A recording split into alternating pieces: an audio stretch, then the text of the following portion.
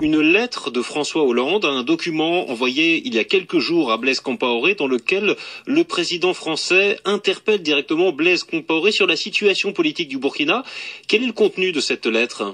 Oui, alors cette lettre du 7 octobre qu'on publie effectivement est d'un ton apparemment tout à fait cordial. Elle commence par Monsieur le Président cher Blaise et elle se termine par bien à toi. Donc c'est plutôt sympathique.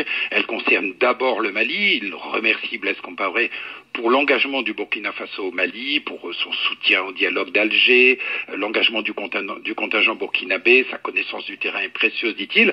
Mais comme d'habitude, comme souvent, l'essentiel du message, il est à la fin. Alors que dit François Hollande? Je vous le cite dans l'intégralité ce paragraphe parce qu'il est important. Il est important, dit-il, pour le Mali et pour l'ensemble de la région de consolider ses institutions et d'aller encore plus loin en matière de gouvernance et de démocratie. À cet égard, le Burkina Faso pourrait être un exemple pour la région si dans les mois qui viennent, il avançait lui aussi dans cette direction en évitant les risques liés à un changement non consensuel de constitution.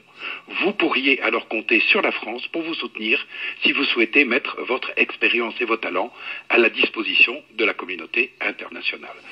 Moi, je trouve ça intéressant parce que quand on posait ces derniers temps la question aux responsables français à propos des changements de constitution, on avait un petit peu droit à la réponse suivante. Oui, on est contre, mais contrairement aux Américains, on ne le proclame pas publiquement. Quand le président Hollande reçoit un de ses pairs concernés, il le lui dit à condition que ce dernier aborde le sujet en premier. Bon, c'était un petit peu alambiqué et en tout cas, il fallait soumettre ça à l'épreuve des faits et à la vérification. On a maintenant la démonstration assez claire de ce que pense et dit Hollande avec ce message envoyé maintenant il y a 3 semaines. C'était une mise en garde contre un changement non consensuel de constitution et comme s'il était, je dirais, à l'avance persuadé que Compaoré allait devoir partir au terme de son mandat, il lui propose de l'aider à trouver un job de médiateur international, c'est-à-dire une sortie par la porte haute. Alors, vous savez qu'il y a d'anciens présidents, Konaré, Sekouba Konaté, Bouyoya, Mbeki, etc., qui ont choisi cette voie-là. Bon, je ne sais pas quels sont les postes disponibles. À un moment, on a parlé de l'OIF, mais ça paraît un peu tard. L'Organisation internationale de la francophonie. C'est un peu tard, parce que le sommet, c'est fin novembre, ça paraît très compliqué. Il y a la présidence de la Commission de l'Union africaine dans 2 ans.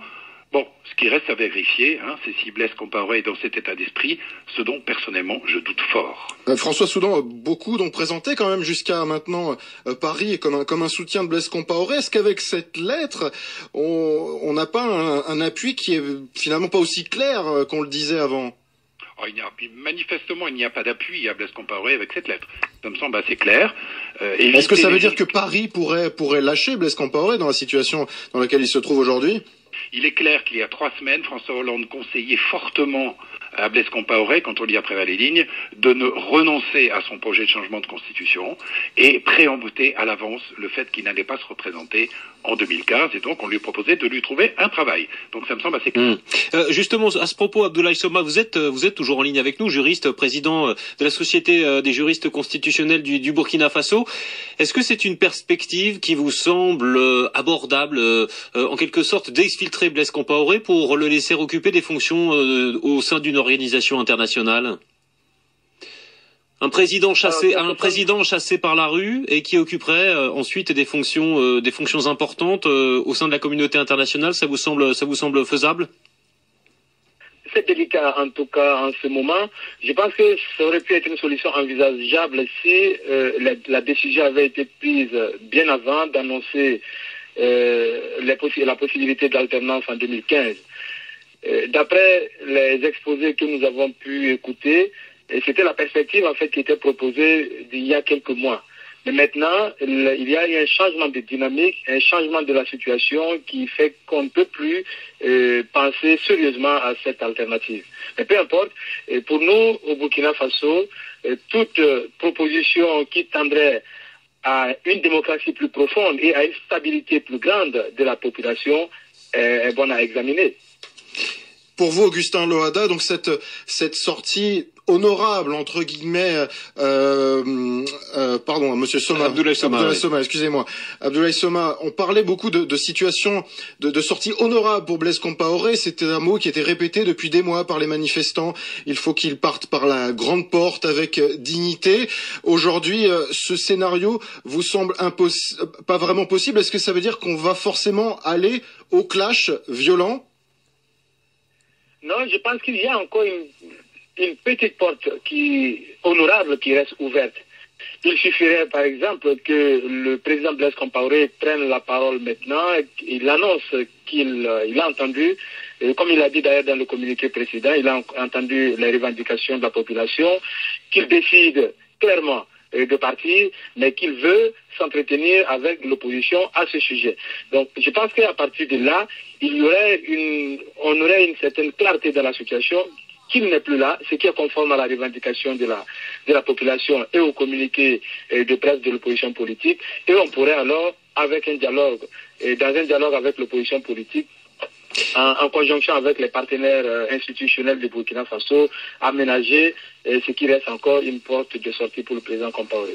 François Soudan, vous êtes toujours en ligne avec nous, directeur de la rédaction de Jeune Afrique. Est-ce que vous voyez Blaise Compaoré aller au bras de fer jusqu'au sang, en quelque sorte, avec la population qui réclame son départ? J'ai un peu de mal à le croire. Je crois qu'il sait très bien que s'il va jusque-là, c'est une voie sans issue, il va dans le mur. Il y a quand même beaucoup de choses qui ont changé depuis l'apparition de la CPI. C'est une crainte pour un certain nombre de chefs d'État africains. Ce serait en tout cas certainement suicidaire pour lui d'aller jusqu'à l'affrontement armé.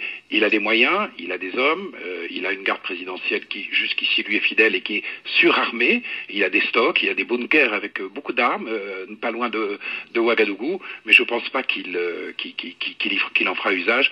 Ce sera en tout cas une voie absolument sans issue. François Soudan, il avait quand même réussi à le faire en quelque sorte en 2011 lorsque l'armée s'était soulevée.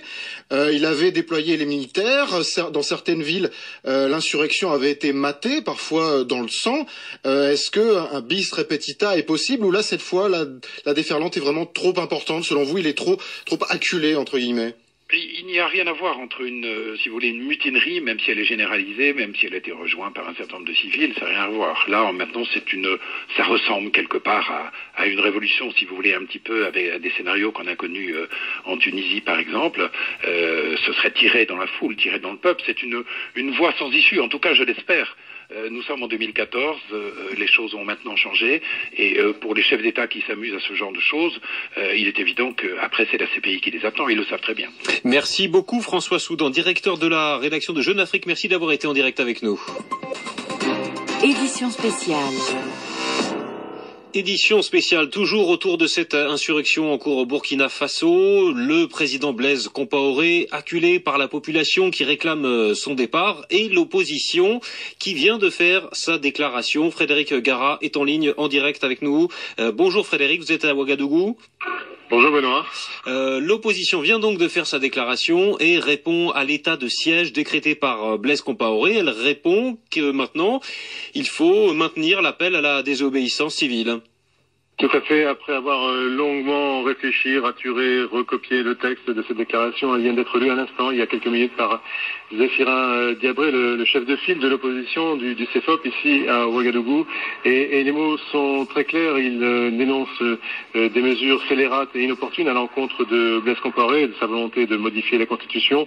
À cela et à sa volonté d'instaurer un état de siège, l'opposition déclare que cet état de siège est inacceptable et que le peuple est invité à marquer sa désapprobation. C'est ce qui est inscrit en toutes lettres dans cette déclaration, faisant allusion à la visite tout à l'heure du chef d'état-major au siège de l'opposition, le général Traoré. Zéphirin Diabré a expliqué que l'opposition avait redit à l'armée que Blaise Compaoré avait épuisé toutes les voies de recours et qu'il n'avait pas su entendre la rue ni les Burkinabés ce matin, encore une fois, ont chargé à l'Assemblée en chassant les députés.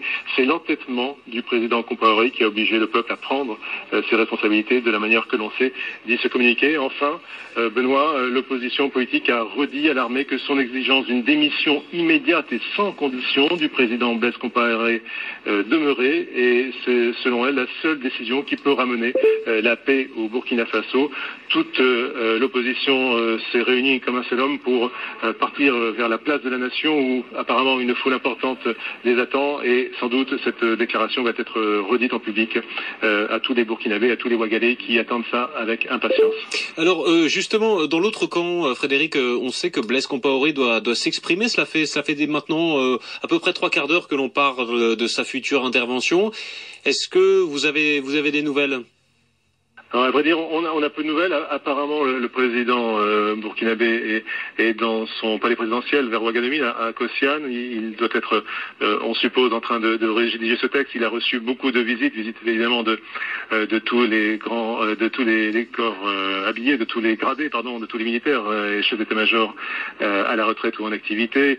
On suppose aussi que des diplomates sont rentrés dans la danse, puisqu'on a vu ici au siège de l'opposition l'ambassadeur de France intervenir. Donc on suppose qu'il a fait le même chemin à la destination de la présidence de la République. Mais pour l'instant, on ne sait pas vraiment ce qu'il va déclarer dans une heure à peu près à la télévision publique, sans doute. Mais on semble s'engager vers un bras de fer, puisque à l'état de siège décrété par le président de la République, il y a encore une fois cette déclaration très ferme, très déterminée d'opposition à continuer à occuper les espaces publics jusqu'à ce qu'il y ait un départ définitif du président Blaise Compaoré du pouvoir au Burkina. Frédéric Gara en direct de Ouagadougou, l'un des envoyés spéciaux de RFI sur place. Merci Frédéric.